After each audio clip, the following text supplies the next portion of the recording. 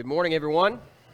Take your Bibles to 1 Kings 17. As you're turning there, just want to wish a quick happy Father's Day to all of our fathers here. Of course, we know the importance of a godly father and men to lead the home, and so we're very thankful for all of you and the influence that hopefully either a father has had in your life or the influence that you have as a father. We're thankful for that, and we're glad that you're here. 1 Kings 17, you ever had the power go out on you? Now, I know we've got a lot of folks here at Bowden that work in the industry of making sure our lights stay on, whether you work in the generation of it, the transmission of it. I know y'all do a good job making sure the lights stay on, but doesn't it happen sometimes the lights go off? And the crazy thing about when the lights go off is that we get in this habit.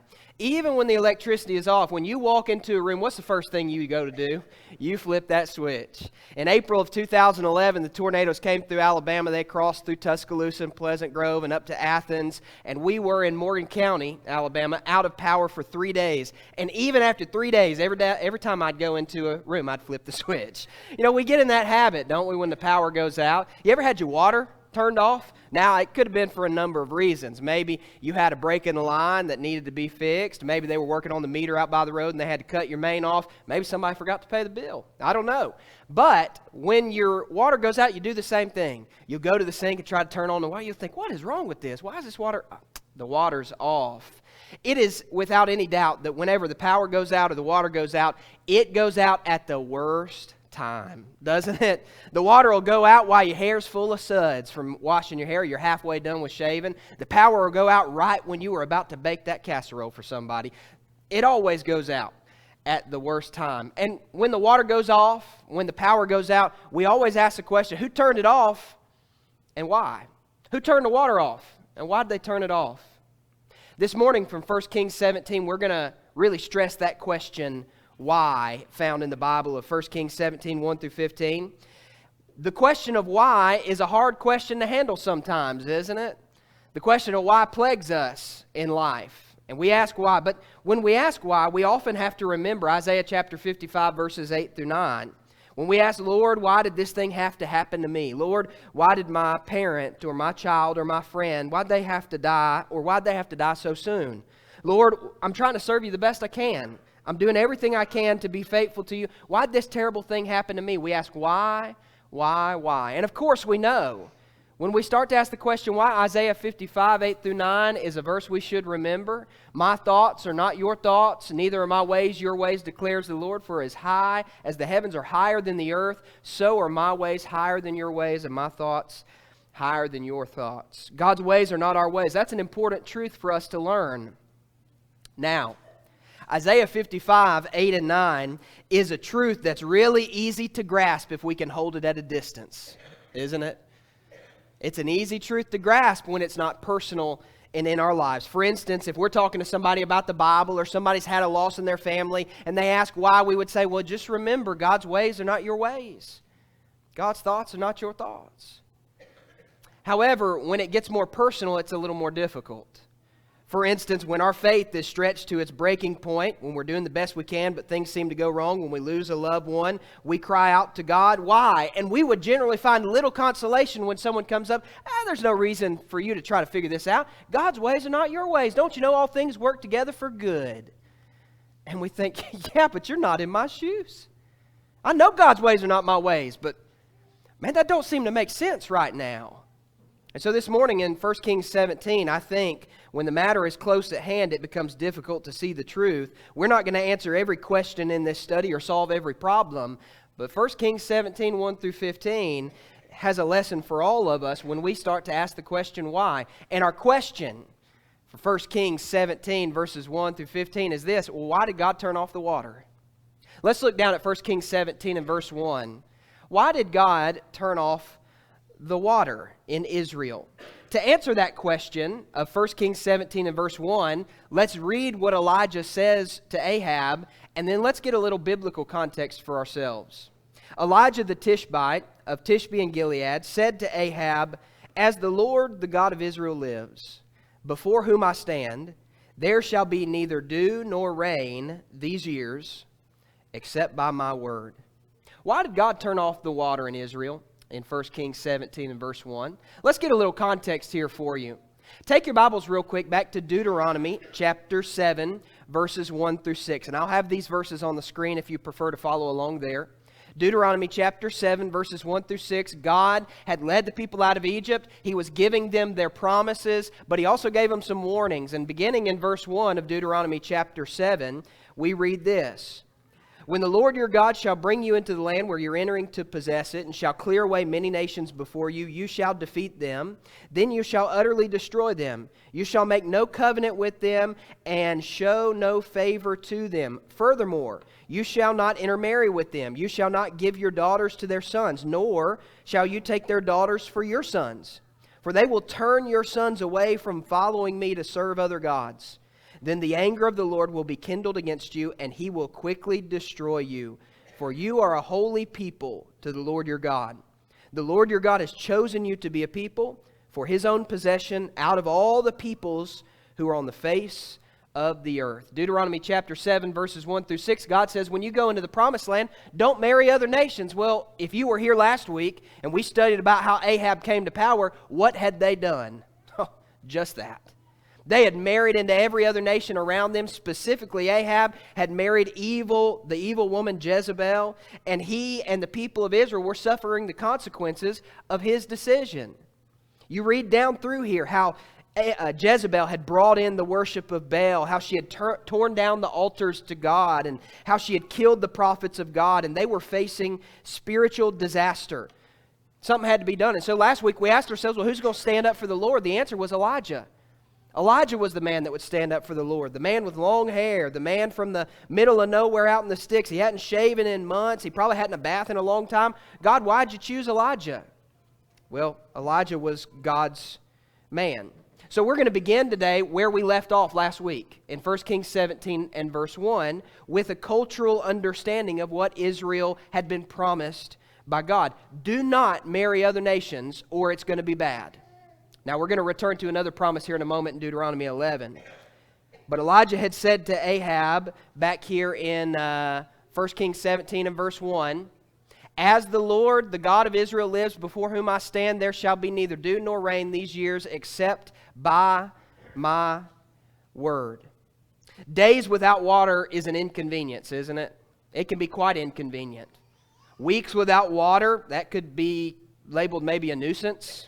Could even be teetering on disaster. Months without water would definitely be disaster, but years without water, that would be tragedy, wouldn't it? Imagine what it would be like if we had to live in this county for years without water. We'd be in bad shape. Most of us probably wouldn't be around to see the end of it. A drought was a big deal, especially in these times. And the years said here, look there at 1 Kings 17, the end of verse 1, there shall be neither dew nor rain these years. Now, it doesn't tell us in this context, but in two places in the New Testament, Luke 4 and verse 25, James 5 and verse 17, said this happened for 3.5 years. It wasn't 1 year without water. It ended up being 3.5 years without rain, and you caught the context there, rain nor dew would touch the ground for 3.5 years. This is a serious offense, serious issue. Why did God make such a decree of a drought to the people? Why would God do that? It's a valuable lesson in this. In Deuteronomy chapter 11, verses 16 and 17, God had already warned them in Deuteronomy 7, don't marry other nations or else. And then Deuteronomy chapter 11, verses 16 and 17, beware lest your hearts be deceived and you turn away and serve other gods and worship them. Or the anger of the Lord will be kindled against you, and He will shut up the heavens so that there will be no rain, and the ground will not yield its fruit, and you will perish quickly from the good land which the Lord is giving you. Why did God decree such a drought to hit Israel? Because it was a fulfillment of a promise He'd already made. Here's an important truth for you and I to learn. God has said we can obey Him or not. We can choose to build our lives on His word or not. We can choose to follow Him or not. But the clear consequences of each decision are laid out in God's word. On the day of judgment, nothing's coming out of left field, guys. When God says on the day of judgment, either well done, my good and faithful servant, or depart from me, I never knew you, it's not going to be like, well, God, that's unfair. You never told me that this was going to be the standard. That's just ridiculous. No. Every time God makes a promise, He fulfills it, whether it's to bless or it's to punish, and He lays out the clear guidelines well in advance. Deuteronomy chapter 7 and Deuteronomy chapter 11, Israel wasn't suffering a drought because God was vindictive and mean. Israel suffered a drought because God had warned them, and he had been patient through like 5 generations of kings. And he had finally had enough. Why did God shut off the water in Israel? Well, we're going to answer that question here in just a moment, but I seem to think it's quite obvious. It's a fact of life that men often suffer from their own decisions, don't they? Now, I know sometimes you suffer from the decisions of other people, and you'll have to suffer the consequences of the decisions maybe people before you and your family made, or your friends around you might make a decision and it might affect you. But more often than not, we have no one to blame for our troubles but ourselves. A lot of times we get ourselves into trouble, and we find ourselves in situations. Israel was just that way. They found themselves in a situation by their own hand. They had appointed the people who had ruled over Israel. They had made the decisions. They had allowed these people to stay in office, and they were suffering the consequences of their decisions. James chapter 5 and verse 17 tells us that Elijah was a man with a nature like ours, and he prayed earnestly that it might not rain, and it did not rain on the earth for 3.5 years. Let me ask you the question, why did God turn off the water in Israel? Well, God turned off the water in Israel because he said he would. And the people obviously didn't take him at face value, and so when they disobeyed him, he turned off the water. But God also turned off the water because a man prayed that God would turn off the water. James chapter 5 and verse 17 doesn't say God turned off the water for no reason. James 5:17 says Elijah prayed that God would turn off the water. Can you believe that a man's prayer disrupted the economy of an entire nation for 3.5 years? How much do you and I believe prayer can accomplish? Elijah believed it would accomplish a lot. He said, God turned off the water, and God turned it off. How much do we believe prayer could accomplish? A lot of times the issues that are in our life are not issues of a lack of God's love or God's compassion. Maybe it's a prayer issue. We haven't been going before God. In James actually says, you have not because you ask not. Prayer can accomplish a lot, and Elijah knew that. God turned off the water in Israel because Elijah prayed for it. So why did God turn off the water in Israel? A couple of reasons. Because the people disobeyed his voice. If God were to answer, the people disobeyed my voice. And I warned them that there would be consequences. Why did God turn off the water in Israel? Because Elijah prayed, and the fervent prayer of a righteous man avails much, James says. Why did God turn off the water in Israel? To show them that he's God and that he wanted his people to turn back to him. God turned off the water in Israel. And we have to remember that you and I can fully understand the ways of God, but even to think and to ponder on this simple thing is amazing. Consider this. In what other way could God so effectively have gotten the attention of an entire nation than to fulfill his promise, to answer a prayer, and to show that he was God? Why did God turn off the water in Israel? It's not just Israel. Let's ask the question, why did God turn off the water at Cherith? 1 Kings chapter 17, beginning in verse 2. Turning on to our second part of our story, we could ask, why did God turn off the water at Cherith? Because we read in verse 2 that the word of the Lord came to Elijah. Now, here's an interesting fact. Elijah was told what to do one step at a time. God never gave him step 2 and step 3 and step 4. God told Elijah one step at one time. Elijah stood before Ahab, and God said what he was to do, but he didn't tell him what he would do next. Then at the end of that conversation, we see that he tells him to go to Zarephath. We're going to study that in just a moment, but he didn't know that until he was told to go there. It came many days in 1 Kings 18 and verse 1 that the word of the Lord came to Elijah to leave Zarephath and to go in 1 Kings 18. We'll see what we'll study when we get there. I do not necessarily like to operate on the basis of not knowing what's coming. Now, there's a sense in which I'm the type of person that kind of flies by the seat of my pants sometimes. I'm that person. I'm not always so concerned with the little small details. I know some of y'all are rolling your eyes. You're like, oh, yes, we know, Josh. Okay. I'm not always super concerned with the small little details. That's why I married a woman that's way more concerned about the details than me, right? You got to have both of those people in a marriage. But there is a sense in which I think we need to know where we're headed. Okay, I need to know the ultimate destination. As a family, I need to know, where are we headed? What are we doing this for? What's our purpose here? Are we trying to get to heaven? Or are we just trying to be like everybody else? Like, what's the purpose of this family? As a congregation, we need to know, where are we headed? What's the purpose of all this? Why are we here on Sunday morning? We need to have a vision of what's ahead. And Elijah may have been that kind of guy, but God didn't give him the opportunity to know that. Because Elijah didn't know anything but one step at a time here in this process. He was a man that God could use, but he was a man that didn't have to understand every step, just one step at a time. And shouldn't that be our attitude, right?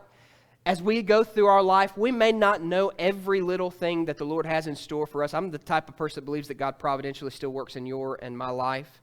But shouldn't we have the attitude that if that's the way you want it, Lord, I submit to you. I'll do what you say. One step at a time, I'll follow you wherever we go. Returning to verse 2. The word of the Lord came to Elijah. What do you suppose that step 2 is going to be? Put yourself in Elijah's situation. What do you think is going to happen? Well, we could have a number of things that we think what Elijah would be doing next, but I don't necessarily know that going in hiding would be the one that we would guess, right? Maybe put it on the billboards. A drought's coming and Elijah's to blame. I don't know. But in verses 3 and 4, the Bible tells me that God told him to go somewhere and to hide. Go away from here and turn eastward and hide yourself by the brook Cherith, which is east of Jordan. And it shall be that you shall drink of the brook, and I've commanded the ravens to provide for you there. I can imagine how I might have reacted if I were Elijah, and God said to me, I want you to get out of the way for a little while. Just let things take place as they will. I'm going to hide you for some time. Okay? God, where are you going to hide me? A home? You got somebody's house you want me to stay at? You know, the Hilton Hyatt of Israel, you know, Judah's best Hampton Inn. I don't know. Where you want me to stay? Well, I'm going to have you stay in a brook. Well, okay, I've roughed it before, maybe. You'll get water from the brook. That sounds good. I think I can do it. What about food? Am I just going to live off the land? You want me to plant a garden by the brook? No, I'm going to have birds feed you. Now, that's where I would throw my hand up and say, what do you mean you got birds feed me? Well, that's what the text says, isn't it? Verse 4, I'll have the ravens feed you from there. And in the context of the Israelite people, a raven wasn't just a bird. A raven, according to the law, was unclean under the law of Moses. You're telling me that you're going to bring my food in nasty bills and dirty feet of a raven? That's right, God would say. Now, how would you and I care for somebody? We've got a gospel meeting coming up. You know, we'll host our preacher. How would it would sound good. You know, we're going to put you out by the lake. You know, we've got you this perfect spot by the little Tallapoosa. Okay? And you can just drink the water there. And then what we're going to do is we're just going to basically let you fend for yourself. You know, the buzzards, we have the best buzzards in the world here in Carroll County. You just find those and you'll find you something to eat, right? It would be ridiculous, right? But this is what God commanded Elijah to do. And like everyone else, God's man in Israel needed his protection and his provision. God supplied that protection and that provision, but he didn't necessarily do it the way man would do it. Isn't it often that we would do things one way, but God has chosen and told us to do things a different way? And sometimes I know that we forget, but God is always providing for us and protecting us. Matthew chapter 6 tells us that we shouldn't worry about these things, but seek first the kingdom of God, and all these things will be added to you. And we know, I think deep within our mind, that God does provide for us and protect us, but sometimes those provisions and protections come in the form of insignificant streams and dirty birds. And we would rather have the hotel and the caterer. Notice in verse 5, when God spoke, Elijah did what God said. So he went and did according to the word of the Lord. Isn't that a beautiful idea? Every time God said something to Elijah, Elijah went and did it. Even if for us it would seem ridiculous. God's ways aren't our ways, his thoughts aren't our thoughts. So Elijah did what the Lord said. He did according to the word of the Lord. He went and lived by the brook Cherith in the east of Jordan, and the ravens brought him bread and meat in the morning and bread and meat in the evening, and he drank from the brook. Now, we don't know much about this place Cherith except that it was east of the Jordan, probably in the area where Elijah had grown up. But take a moment to picture the sight in your mind. You've probably been out by a small creek or a small little river, and you've seen maybe a secluded place. You can picture in your mind what this place would look like. Maybe some green grass on either side, some bushes and some shrubs around the creek, the footprints of small animals that make their way through it. But Elijah did just what God said, and he settled down for an extended stay near this creek. Now, the place Cherith, this place in the Bible right here, the word means cut off or separated, and that's exactly what Elijah was. He was cut off and separated. They were the walls of his room, the ceiling, his blanket, all of that provided his protection and provision during that time. Now, we don't know exactly how long Elijah was at the brook, but we can assume, it seems from 1 Kings 18 and verse 1, when we get there, you'll see this, that he spent almost maybe about 2 years at Zarephath when he was there with the widow. So 2 years there, that would leave us about a year and a half at the brook. A year and a half by this brook. You know, some of us we might jump up and say, yeah, I'll take Elijah's place. Go put me beside a creek and I'll live there for a couple of years. I'm all for that. And we would initially jump up, but I think we would actually regret that decision, because most of us, from my observation, would say, yeah, I'd love a year or two off of work. That would be amazing. But when we have a few days off with nothing to do, we're about to jump out of our skin. We keep waiting for work to call to see what kind of problem's coming up.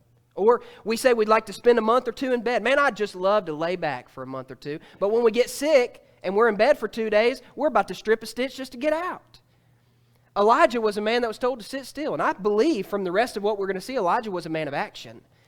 But God told him to sit still, and sometimes that's necessary for us as well. I wish I knew about those months that he was at Cherith. My guess is that Elijah grew spiritually in those days and weeks and months, as he spoke to God, as he prayed, as he meditated on the things that would come. But an interesting thing happens at Cherith. The Bible tells me that he was fed and he was given drink by the brook, but while he was by the brook dried up because there was no rain in the land. Now you can imagine Elijah by this brook, the walls, his ceiling, his blanket, all that. This is his home. He's growing probably in the Lord. He's there for a year and a half. And you can imagine a brook doesn't dry up overnight, right? So he's getting out water. He's like, that brook was a little bit farther in that grass yesterday than I thought it was. It looks like it's... And the next day, yeah, this brook's definitely getting smaller. And before long, that brook would dry up and it would just be stagnant pools with flopping fish that are dying. Now, you could ask the question, day after day, Elijah watched this brook get smaller. What a test of his faith. And Elijah may be a man that would say, God, why would you dry up the brook? The place that you would have be provision and protection for me. The place you told me to go. Why is this place drying up? And the answer to that would be, well, Elijah, this is what you prayed for. You prayed that the rain would stop in Israel. You prayed that the water would be dried up. This is part of the punishment that would come to the people. And not to make any light of the situation or try to make an extended application, but you and I have all seen areas in our lives dry up. Things we thought that were fruitful and great, and they dry up and we think, well, what am I supposed to do now? Maybe a job dries up. Maybe a bank account dries up. You're probably feeling that every time you go to the gas station. Maybe friendships have dried up. Maybe you felt like your marriage was drying up. And we would think, what is this all about? But of course, we know that God ultimately understands that each step is new. And for Elijah, that was true. The brook dried up, and God had another step for Elijah. So when the brook dried up, there was no rain in the land. 1 Kings 17, verse 7, we ask the question, well, why did God turn off the water at Cherith? And then we pick up in verse 8, and we're going to go through verse 16, and we're going to ask, well, why did God turn off the water at Zarephath? We've got a couple of answers to this, but let's look at this real quick. This brings us to our third section, 1 Kings 17, verses 8 and 9. Why did God turn off the water at Zarephath? The word of the Lord came to him, saying, Arise, go to Zarephath, which belongs to Sidon, and stay there. Behold, I have commanded a widow to provide for you. Now, the time in this particular study, I've kind of invented a few conversations for you. I've asked you to use your imagination, but there's really no reason to invent a conversation here. I want you to just kind of think in your mind that you're Elijah, and think about that conversation you'd have with the Lord. What would you say? All right, you told me to go here. Now you're telling me to go somewhere else. God still didn't have Elijah return to go preach to the king, did he? He still hadn't gone back and talked to Ahab. He's been at Cherith for a year and a half. God did not have him go further to the east to get away from the drought.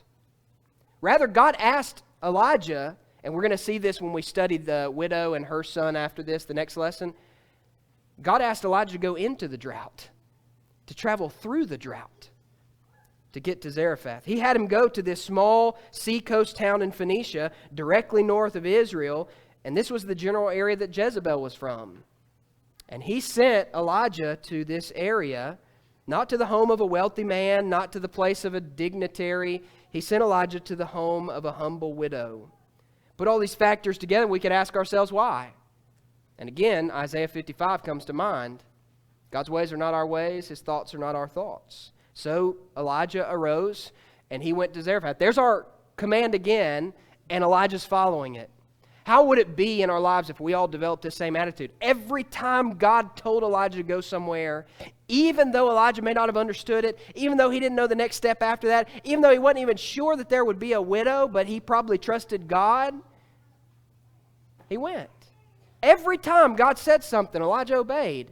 May all of us have this same attitude. Every time God speaks, we obey.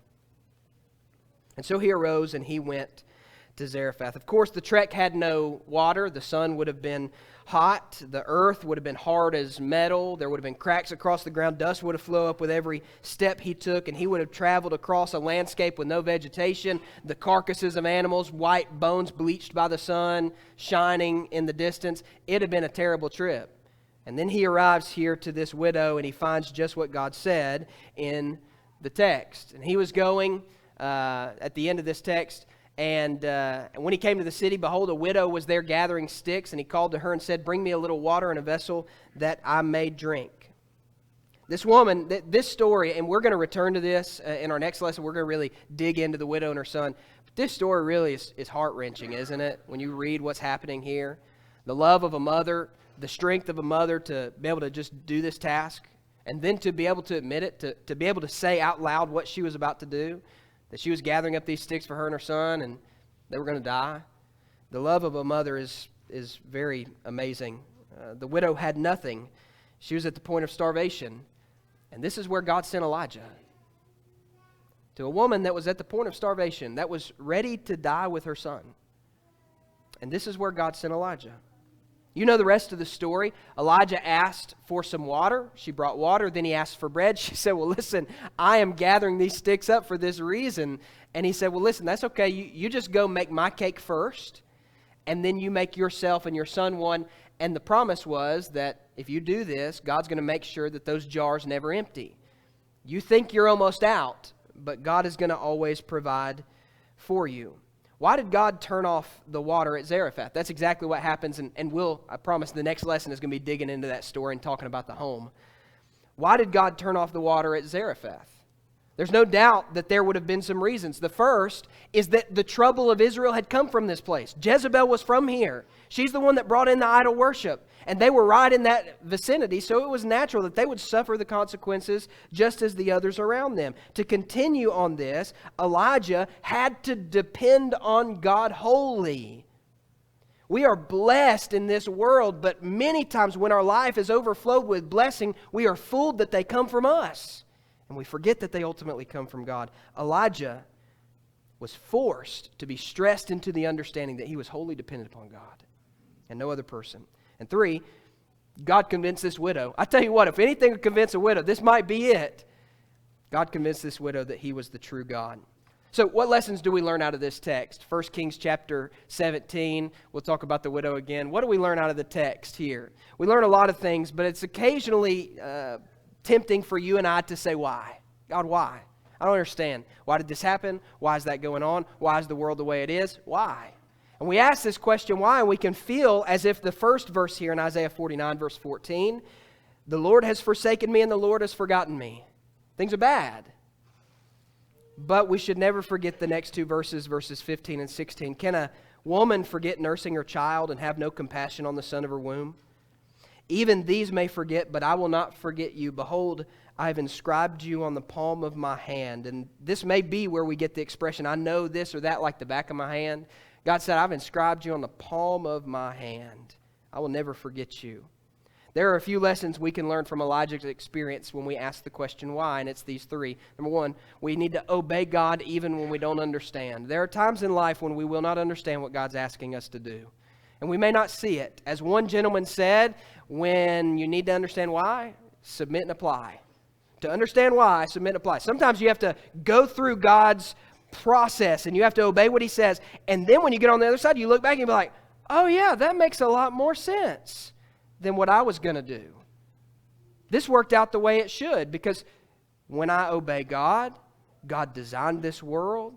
God made the things the way they are. So when I am asking why, I have to obey God even when I don't understand. I have to trust God even when I may not comprehend. And number 3, I have to thank God for what I have, even Even when what we do not have isn't what we should. We think, oh, I could have more. Even when what I have, I think, oh, I could have a little more. The things could be a little different. I have to thank God for what I have, even when what I do not have, what I think I should. Lessons that we learn from Elijah. Maybe you've asked the question why in your life. Maybe you've asked your question why. Maybe you've asked, why is this happening? Why did God do this? Why am I in this scenario? I would encourage you to obey God, trust God, and to thank God for what you have. At least that's what I learned out of these lessons from Elijah.